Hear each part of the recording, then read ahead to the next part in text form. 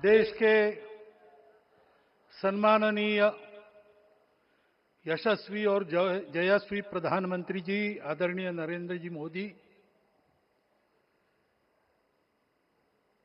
हमारे उत्तर प्रदेश के सम्माननीय मुख्यमंत्री जी श्रीमान योगी जी, राज्यपाल महोदया, मंचस्थ सभी मान्यवर, उपस्थित सज्जन, माता भगिनी, आज हम सबके लिए एक सार्थकता का दिवस है। इतने लोगों ने सपना देखा, इतने लोगों ने प्रयास किए, इतने लोगों ने अपने प्राण अर्पण किए। आज उनकी स्वर्गस्थ आत्मा तृप्त हुई होगी। आज वास्तव में अशोक जी को वहां शांति मिली होगी।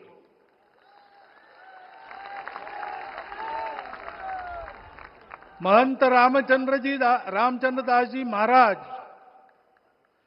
श्रीमान डालमिया जी, कितने संत, कितने गृहस्थ, कितने विद्यार्थी, उन्होंने अपना प्राणार्पण किया, अपना पसीना बहाया। जो पीछे रहे वो भी रोज ये इच्छा मन में व्यक्त करते रहे कि मंदिर बनेगा बनेगा, बन गया। और आज उस मंदिर निर्माण की शास्त्रीय प्रक्रिया पूर्ण हो गई, ध्वजारोहण हो गया, राम राज्य का ध्वज जो कभी अयोध्या में फहराता था और संपूर्ण विश्व में अपने आलोक से सुख शांति प्रदान करता था, वो ध्वज आज फिर से नीचे से ऊपर चढ़ता हुआ और अपने शिखर पर विराजमान होता हुआ हमने अपनी आंखों से देखा है, इसी देह में देखा है। ध्वज प्रतीक होता है। इतना ऊंचा ध्वज चढ़ाना कितना समय लगा आप जानते हैं? मंदिर बनने में भी समय लगा। 500 साल छोड़े तो भी 30 साल तो लगे ही। उस मंदिर के रूप में हमने कुछ तत्वों को ऊपर पहुंचाया है।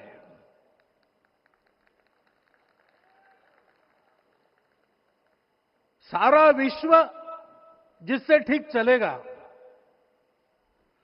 अपने व्यक्तिगत जीवन, पारिवारिक जीवन से लेकर तो सृष्टि जीवन तक सबका जीवन जिससे ठीक चलेगा,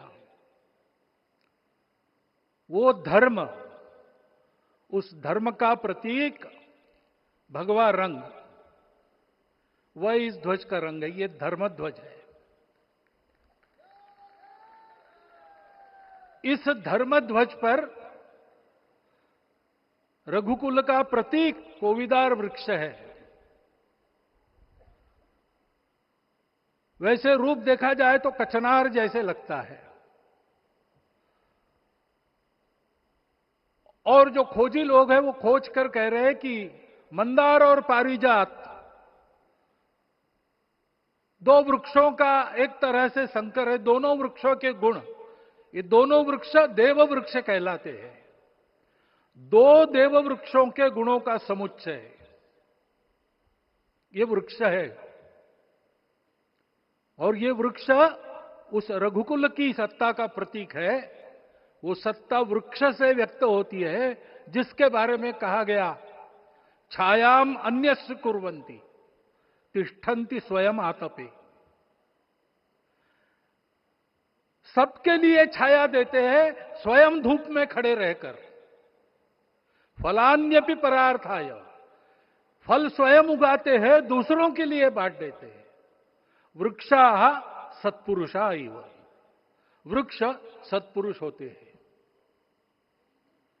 और कचनार के गुण औषधि भी है। कचनार के वृक्ष का अन्न में भी उपयोग है। सब प्रकार से उपयोगी इस वृक्ष का प्रतीक हमने लगाया है। धर्म जीवन ऐसा जीवन होता है, और ये जीवन जीना है, उस जीवन की प्रतिष्ठा करनी है, इस जीवन का झंडा शिखर तक पहुंचाना है। चाहे जितनी प्रतिकूलता हो, चाहे जितनी कठिनाइयां हो, साधनहीनता हो, सारी दुनिया स्वार्थ में बहती होगी, लेकिन हमारा संकल्प है, सूर्य भगवान उस तेज के, उस संकल्प के प्रतीक है।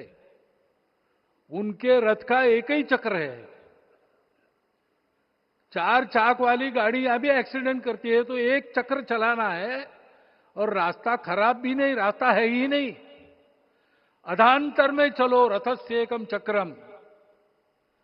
रथ चलाने के लिए 7-7 घोड़े, उनको नियंत्रण करने के लिए सांपों के लगाम है, और रास्ता नहीं है, और सारथी जो है उसके पैर नहीं है। ऐसी गाड़ी चल सकती है क्या? कंप्यूटर में डाटा डालेंगे, कहेंगे नहीं चलेगी। लेकिन बिना थके रोज पूरब से पश्चिम जाना आना सूरज भगवान कर रहे हैं, क्योंकि कार्य की सिद्धि स्वत्व के भरोसे होती है। हिंदू समाज ने लगातार 500 साल और बाद के दीर्घ आंदोलन में अपने इस स्वत्व को सिद्ध किया, और रामलला आ गए, मंदिर बन गया। यही बात सत्य पर आधारित धर्म, सत्य जो प्रतिनिधित्व होता है ओंकार से, वो सारी दुनिया को देने वाला भारत हमको खड़ा करना है।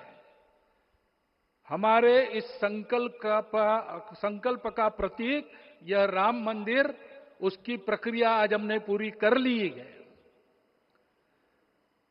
यह धर्म, यह ज्ञान, यह छाया, यह सुफल संपूर्ण दुनिया में बांटने वाला भारतवर्ष खड़ा करने का काम अपना शुरू हो गया है। उसको, इस प्रतीक को देखकर, हिम्मत रखकर, उसी प्रकार सतत प्रयास करते हुए, सब प्रकार की विपरीतताओं में भी हम सबको मिलके करना पड़ेगा। आज ये हमारे कृतार्थता का दिवस है, और आज हमारे संकल्प की पुनरावृत्ति का ये दिवस है। वो संकल्प हमको हमारे पूर्वजों ने दिया है। एतद् देश प्रसूतस्य सकाशाद अग्र जन्मनात्। इस देश के जन्मे हुए अग्र जन्मना है, सबसे प्राचीन है, इसलिए बड़े भाई है। वो ऐसा जीवन जिए कि स्वम स्वम चरित्रम शिक्षेरन पृथिव्याम सर्वमानवा।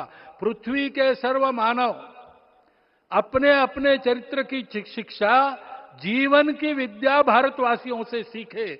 ऐसे भारतवासियों का परम वैभव संपन्न, सर्वशक्ति संपन्न और सबके लिए खुशी बांटने वाला, शांति बांटने वाला, सबको विकास के सुफल देने वाला भारतवर्ष खड़ा करना है।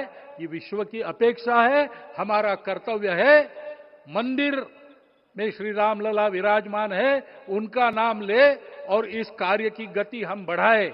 इतना एक विषय आपके सामने रखता हूं।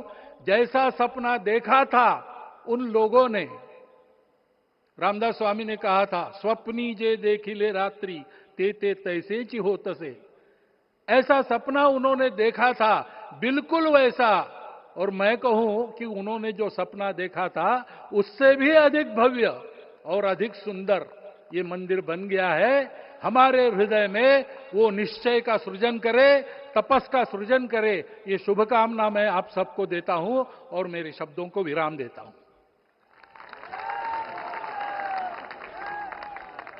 माननीय प्रधानमंत्री